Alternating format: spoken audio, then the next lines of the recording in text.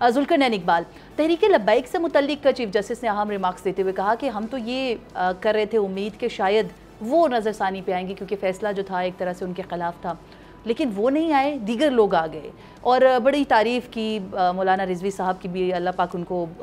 गरीक़ रहमत करे, और बड़े अहम रिमार्क्स दिए गए उनके हवाले से भी। और ये भी कहा गया है कई मौक़ों पर कि भाई आप लोग, चाहिए था आप लोगों का कि आप लोग हमसे गिला करते कि हम लोगों ने लेट जो है दरख्वास्तें फ़िक्स क्यों की हैं, लेकिन साथ ही साथ ये भी कहा कि अब यके बदीगरे जब दरख्वास्तें वापस ले रहे हैं तो क्यों ना आप सब पे जुर्माना भी कर दिया जाए। देखिए, ये बात जो चीफ जस्टिस को अगर ये पता है कि हमने खादिम रिजवी साहब मरहूम और उनकी जमात के मुतल्लिक उनको नज़रसानी दायर करनी चाहिए क्योंकि फैसला उनके खिलाफ था, तो पहले उनको कम अज़ कम इतना ज़रूर ख्याल होना चाहिए था कि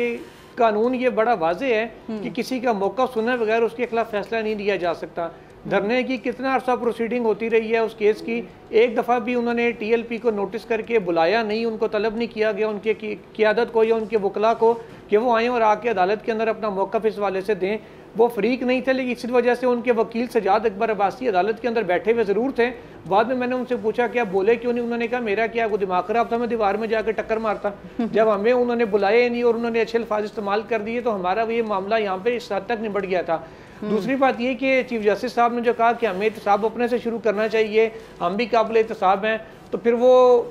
मनी ट्रेल वो दे दें जिसका सारा फटा पड़ा हुआ था। और तीसरी चीज़ ये है कि मैं बोल लूँ प्लीज़ जुल्करनैन। अच्छा, तीसरी चीज़ ये है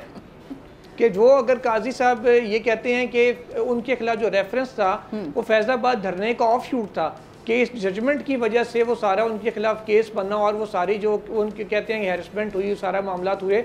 चलें, अगर ऐसी बात है तो फिर हम उनको ले जाते हैं, वो क्योंकि अक्सर बैठे बैठे इस्लामिक जो प्रिंसिपल्स हैं उनकी वो बात करते हैं, तो उनको थोड़ा सा ले जाते हैं। हज़रत अली के दौर में हज़रत अली करमल्लाह वजह जब एक जंग के दौरान एक काफिर को कत्ल करने लगे थे तो उसने उनके मुंह पे थूक दिया था,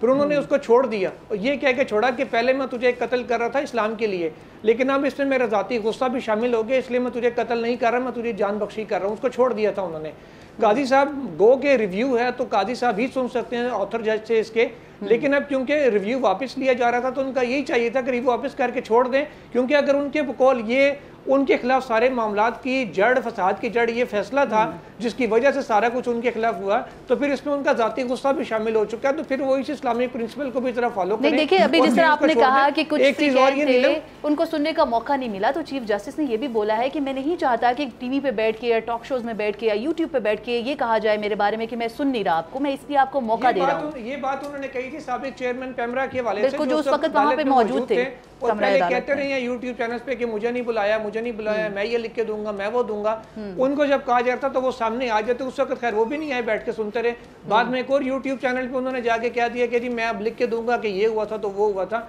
चले, वो लिख के देंगे तो सारी बात सामने आ जाएगी। तो मामला ये है कि वो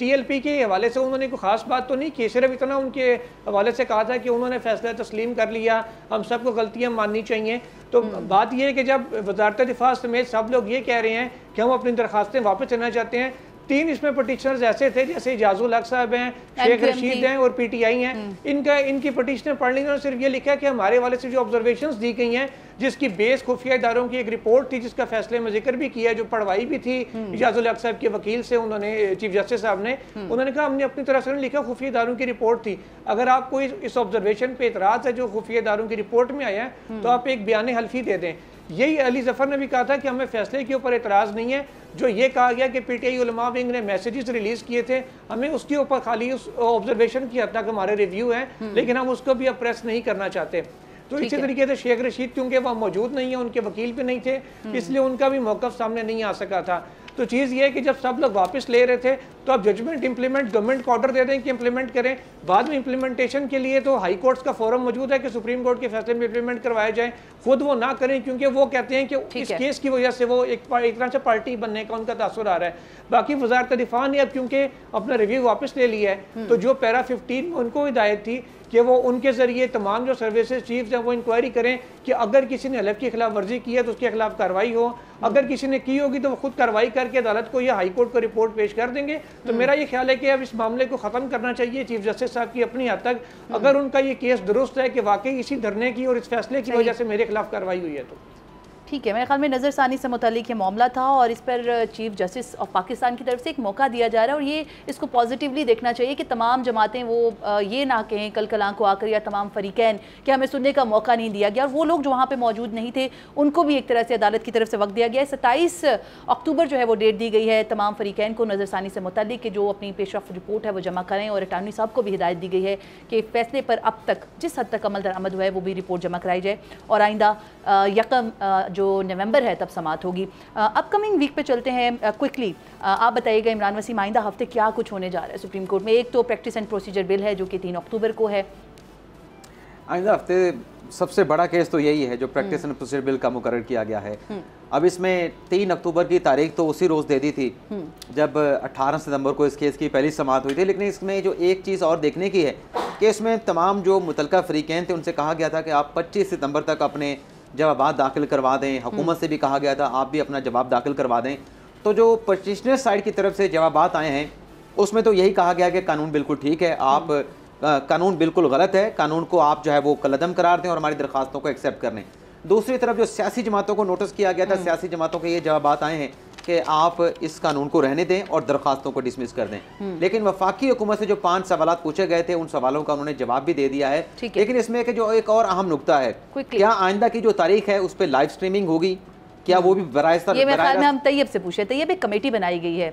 इस मामले पर, क्या करने वाली है कमेटी? क्या लाइव स्ट्रीमिंग होगी? तो फैसला तो कमेटी ने करना है, और वैसे अटॉर्नी जनरल ने इतना ओपन कोर्ट के अंदर चीफ जस्टिस को बता दिया था कि लाइव स्ट्रीमिंग जो इतनी देखी गई, इतना पाकिस्तान और इंडिया का मैच भी नहीं देखा गया जितना कोर्ट। उन्होंने रेवेन्यू की भी बात की थी, वो भी दे दिया जाए। तो इससे अब हमें यही तवक्को है कि शायद इस मामले की तो लाइव स्ट्रीमिंग होगी।